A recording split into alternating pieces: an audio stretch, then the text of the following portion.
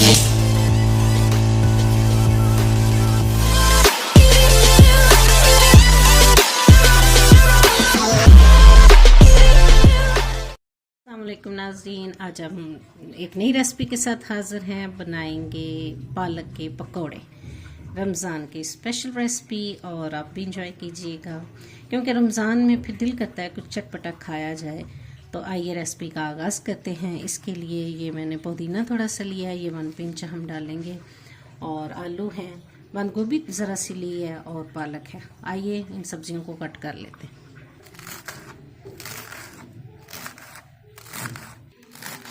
हाँ जी जी, पालक मैं काट रही हूँ। पालक काटने के बाद फिर हम आलू कट करेंगे।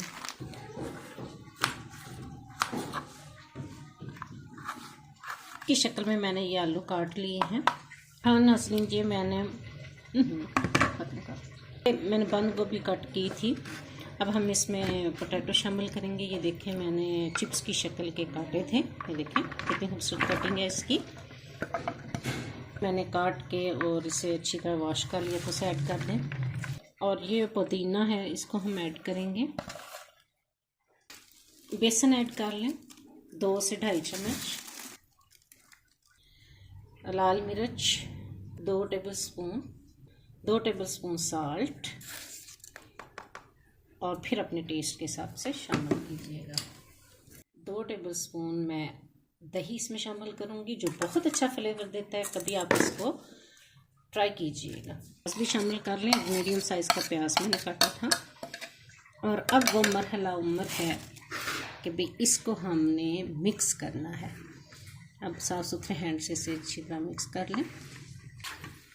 हाँ जी नाज़रीन, ये देखें, हमने इसको अच्छी तरह से मिक्स कर लिया है, और ऑयल भी गर्म हो चुका है। तो आइए इसमें पकौड़े छोटे छोटे डालते हैं। बिस्मिल्लाहिर्रहमानिर्रहीम। ये देखें, वाह नाज़रीन, छोटे छोटे मज़ेदार पालक और आलू के पकौड़े।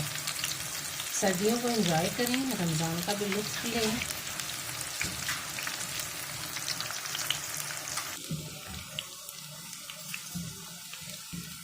हाँ जी, अब इसके साइड में चेंज कर रही हूँ। ये देखिए माशाल्लाह, सबकी साइड चेंज कर दिया, और अब ये बस तैयार है। अब हमने डिश आउट कर लेंगे।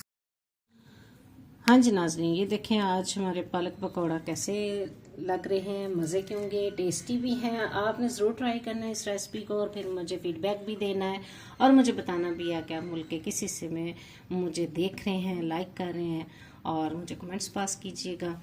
इस दुआ के साथ कि शाद रहिए, बात रहिए, अपनी ज़िंदगी में आज़ाद रहिए। फिर मिलेंगे एक नई रेसिपी के साथ। अल्लाह हाफिज़।